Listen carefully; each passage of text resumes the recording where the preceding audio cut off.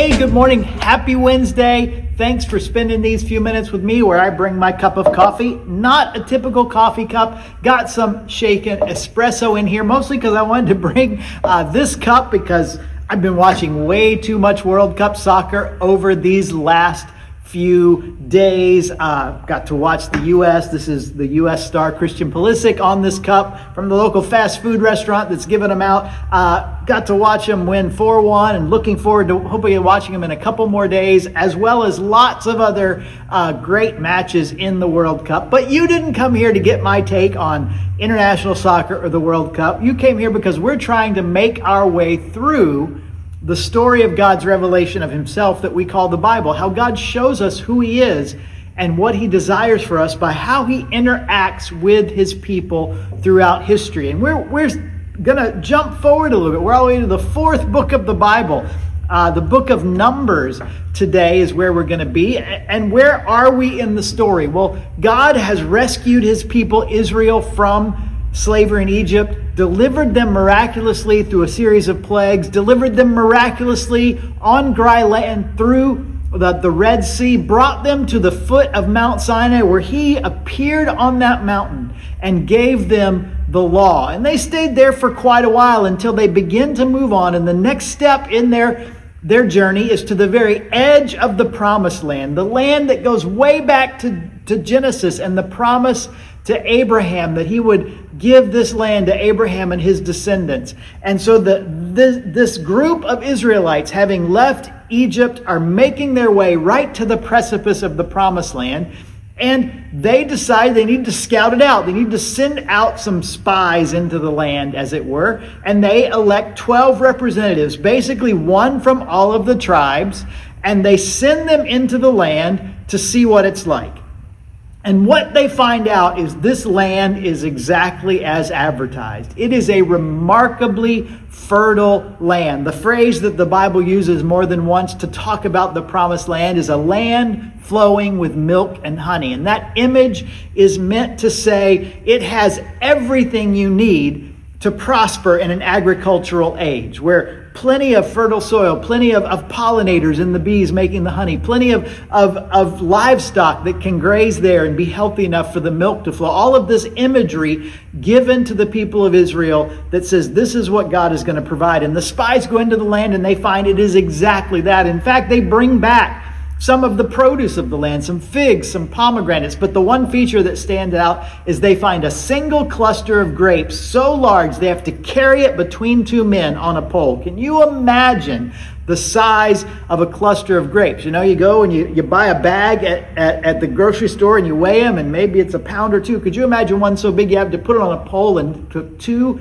men to carry it? This was a remarkable land. And so they tell the people that it is exactly as fertile as God has advertised. However, they also, as part of their report, say there are many large and well-fortified cities in this land, as you would expect. Being a fertile land, this part of the world, this Mesopotamian part, particularly the Holy Land or modern-day Israel and down toward Egypt and up toward Syria and Jordan and all that, is a very fertile land, still a very hotly contested piece of real estate because of some of the very properties that we see here. And so way back then, cities had been built, they'd been fortified, and it actually says, one of the verses that stuck out to me years ago when I heard it, it jumped out at me, is Numbers 13:33. As part of the report that the spies make, one of the things they say is that they see the Nephilim there. They're the descendants of Anak that come from the Nephilim. So these are, in effect, giants, large, powerful men. And this is what they say. We seemed like grasshoppers in our own eyes, and we looked the same to them. As these spies went and saw the bounty of the land, they also saw a great obstacle, namely large fortified cities protected by giant men. And these were going to be, in their mind, impossible to overcome. It would be great to get the produce of the land, but the cost, the task, they just didn't think they were up to it. And so of these 12 spies, 10 of them say, we don't think we can do it. It's impossible. It's too well fortified, and these giants are in the land. And 2 of the spies, Caleb and Joshua, they have a different view. They don't deny that there are cities and there are giants in the land. They don't contradict that. But what they say is vitally important. In Numbers chapter 14, Caleb and Joshua speak up and they say this: the Lord is with us. Do not fear them. And so in this moment, these people of God, these people of Israel who have seen God be so faithful, even performing miracles for them, now come to a point where they realize it's too big for them. There's an obstacle too great for them to overcome. And the question is, how are they going to try to overcome that obstacle? Are they going to try to overcome it in their own strength and power, what they think they're able to do? Or are they going to rely on the bigness and the greatness and the help and the promise of God, who said, this is the land that I have prepared for you? And it's the same dilemma we all face. We face many obstacles in our life. And sometimes they're overwhelming to us. But I am glad that we have the promises of God, that even in the midst of difficulty, even in the midst of insurmountable odds and difficulty, God says, I will be with you.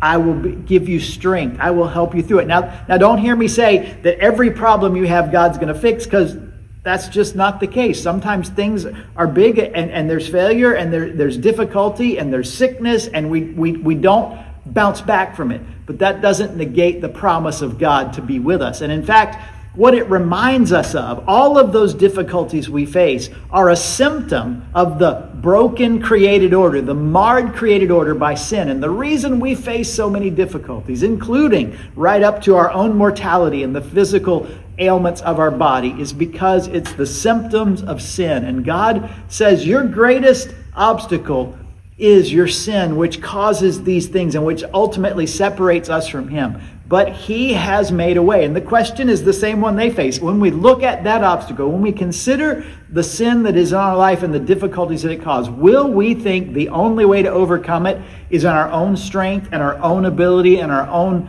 whatever it is that we bring to the table? Because if we think it's on us, we will find we are not up to the task. Just like the children and the spies of Israel thought they weren't up to that task. But we can also look at it through the eyes of the faith in the promises of God. Because what God does for us to combat our greatest obstacle is to send His Son, who lived a sinless life, who died a sacrificial death, who rose from the grave, and through faith in Him and the promises made through the life, death, and resurrection of Jesus, we can overcome that greatest obstacle. Our sin can be forgiven. We can be restored to right relationship with God. And we can learn that no matter what we face in this life, God is with us and has prepared an eternal home for us as part of His eternal kingdom, His good and great kingdom we have to look forward to.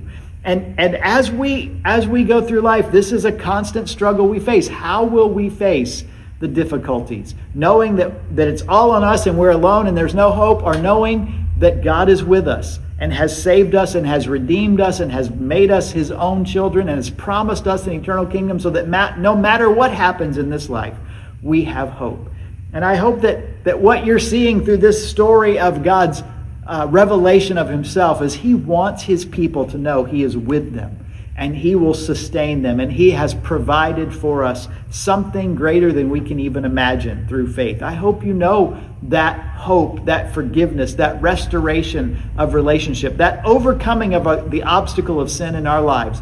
And if you don't, well, that's what we talk about every time we get together. When we do this on Wednesday, when we have our studies sometimes on Wednesday night, when we gather for worship on Sunday morning, when we have our Bible studies that meet at different times during the week, all of it is about how can we better know the grace, the forgiveness, and the presence of God in our lives in spite of whatever we might face. We're growing together in that. We invite you to grow together with us, to come to know for the first time the grace and forgiveness, or come to grow, to learn what it means to walk in faith in spite of the difficulties of this life. Sundays, 9 o'clock is our worship service. It's a great place to jump in and be a part of it. And we'll keep going on Wednesdays as we try to work our way through the story of God. And I hope along this path you're learning that you can trust a God who loves you, who knows you, who provides for forgiveness and grace if you but trust Him. That's what we exist to remind people of and to point people toward. And so I hope that's been the case today. Well, I'm going to take my cup, the last few sips of my